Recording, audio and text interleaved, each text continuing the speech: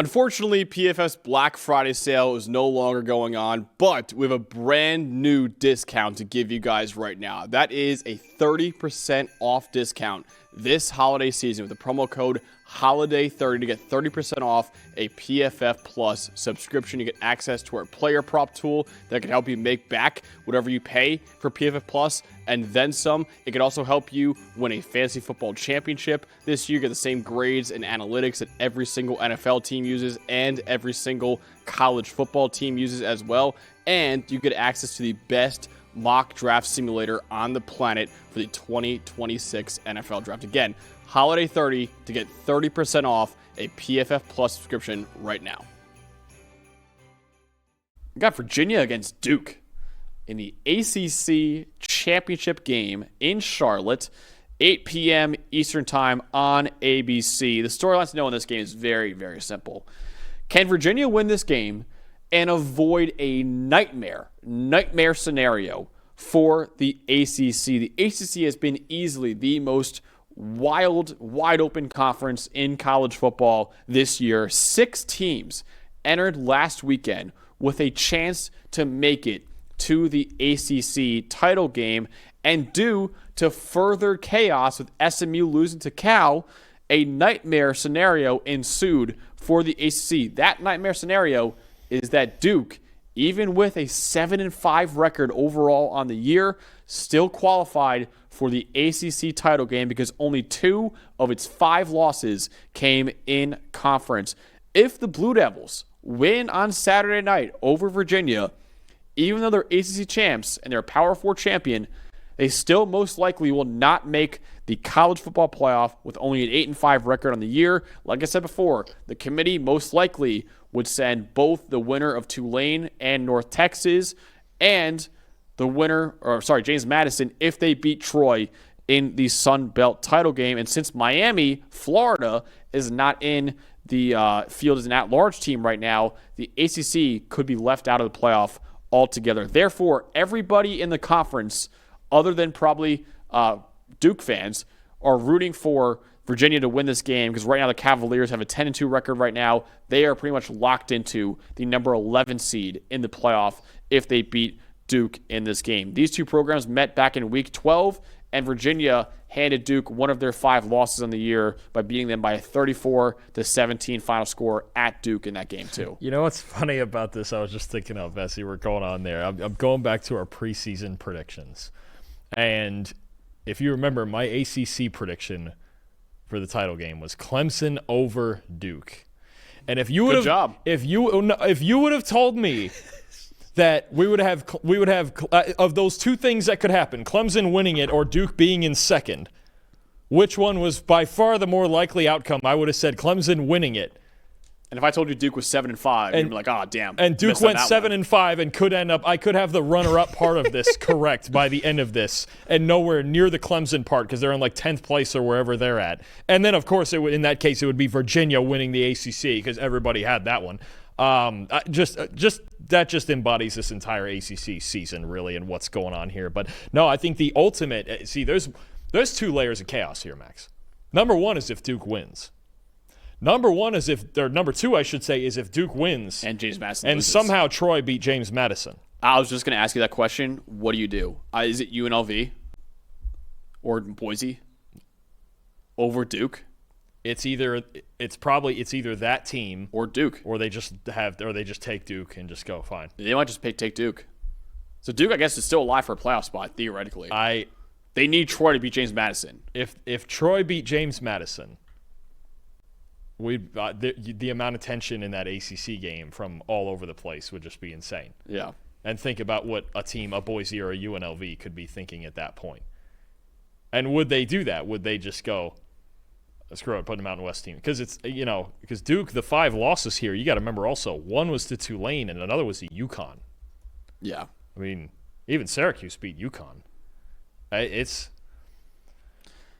By the way, for anyone, it would be either Duke or the Mountain West champion, I would say. We believe. I don't think a Conference USA, or certainly not a MAC team. No. Because they're all 7-5, 8-4, and then you're out of it, right? Yeah, American, Sun Belt. Yeah, you would end up with either Duke or Boise, UNLV in all likelihood, and they would all be unranked, so they would just have to pick somebody, right? Yeah, it wouldn't be Troy either. So yeah, it would be either the Mountain West champion or Duke if that chaos ensued, which is just insane.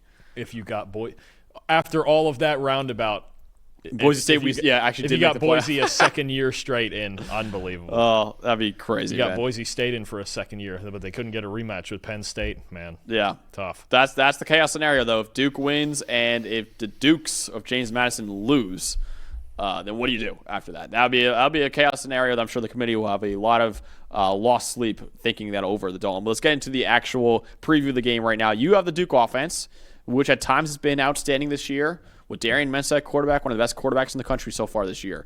But also, it has shot themselves in the foot in plenty of games this year as well. What should we know in that matchup? They have. The first thing you have to know is if Duke is going to come out here and turn the football over like crazy, like they've done in their 5 losses, then they're going to lose. If they play clean football, they can be a really good offense. So first things first, number one thing to look at for this game at the end of it all is probably going to be turnover margin. And Virginia's played pretty clean football all year. It wasn't a huge problem for Duke in the first matchup. I believe they only turned the ball over once. The bigger thing for me, I'm gonna make one simple plea here to Duke's offense. Okay, Darian Mensah's been great. Cooper Barkate, Quayshawn Johnson, the guys all those guys on the outside. Okay, here's a big thing: run the darn ball. Nate Shepard has emerged as one of the best true freshman backs in the country. Right? In their 7 wins, Blue Devils have an 83 rushing grade with 170 yards per game on the ground. In their 5 losses, a 76 rushing grade with 115 yards on the ground. And the only games they ran the ball reasonably well out of those 5 came against Tulane and UConn. All right? And they lost those games anyway. In their other 3 losses, Georgia Tech, Illinois, and the third one's blanking me right. And the Virginia game, sorry, I should say. And the first Virginia game, they ran for under 100 yards. And it felt like when I went back and watched this, like I said to myself, okay, Virginia, they came out and they stopped the run. Cool. Duke just chose not to run the football. They went 3 and out on their first 3 drives, and they only ran the ball twice. They only had 16 design carries the whole game in a game that didn't get away from them really till late third, early fourth quarter. They've got to have balance. And they have to choose to have balance. If you look at all of the games where Virginia's given up a solid amount of rushing yards, those are the games where they've either lost or they've won close. Hollywood Smothers in the NC State loss. He had a huge game against them. Florida State, game went obviously to double overtime it was. Florida State ran for a lot of yards on them. North Carolina had a good rushing day against them. When you look at this team, if you can find a way to run the football on Virginia, and even sometimes there's going to be moments in the game you got to bang your head against the wall. But especially without Cam Robinson, their linebacker, the leader on defense. And I know Maddox Marcellus and James Jackson were really good last week against Virginia Tech. But you got to bang the door down a little bit. You've got to get Nate Shepard and Anderson Castle going. Because you can't, if they come out in this game, and last time it wasn't even any creativity. They just said to Darian Mensah at the beginning, hey, we're going to just drop back and sling the football. We think we're better than them. You're not. They disguise coverages. Virginia does as well as any team in the country. They sit back. They don't give up explosive plays in the passing game. They only gave up 76 yards in the passing game to Virginia Tech last week, and most of that was on the last play of the game. You've got to run the football. If you don't come out of this game with 2 things, 1, winning the turnover margin, and 2, a hefty amount, at least 150 rushing yards, Nate Shepard's got to be featured heavily, I think, early. You're not going to win. You won't beat this Virginia team being one-dimensional. Duke has got to run the football to win this game. Yeah, I agree. I'm looking at the Virginia passing game in this one, and can Chandler Morris once again take advantage of a vulnerable Duke secondary? The best part of Virginia's offense is their run game, right? Jamari Taylor has been a star running back all year for the Cavaliers, but the Cavaliers probably could win this game because of their quarterback in Chandler Morris. He transferred in from North Texas, and he's been more than solid in his first year at at Virginia, with a 24th best PFF grade in the Power 4 with an 81.5 mark. And one of his best games as a passer this year came against Duke when he threw for 316 yards, his second most of the year, 76.5 passing grade, which was his third best of the year, and 161 of his 316 passing yards went to Trell Harris. That was a career high for Trell Harris in that game, who also had a touchdown catch in that game too.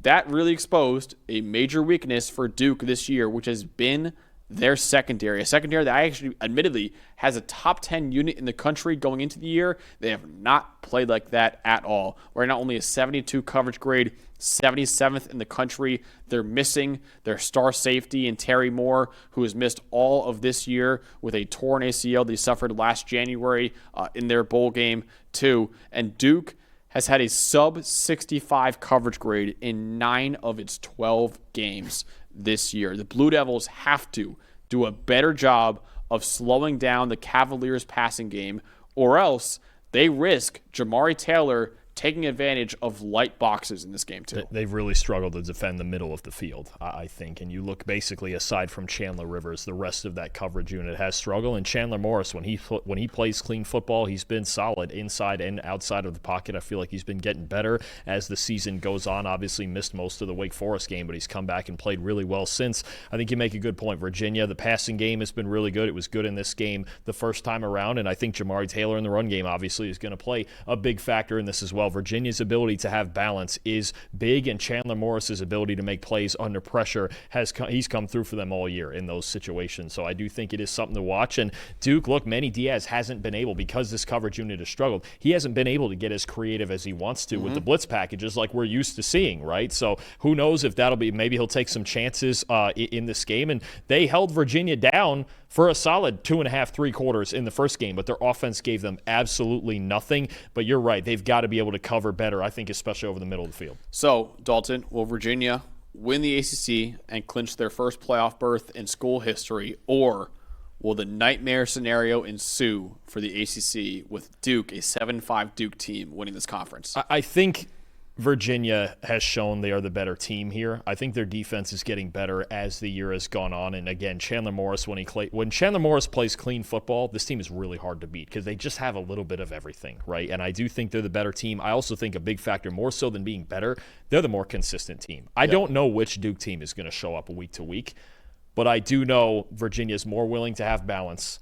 I trust their defense more from front to back. I think they can, what I saw last time too, as Mensa was trying to drop back and just sling the ball downfield, Virginia's secondary is very in sync. Again, they disguise well. They prevent explosive plays well. If Duke doesn't come out with a concerted effort to run the football, I don't think they're going to win this game. I'm taking Virginia. I think it's closer than last time. I have it 27-21. Okay, I have it actually Virginia as well. I have it 34-24.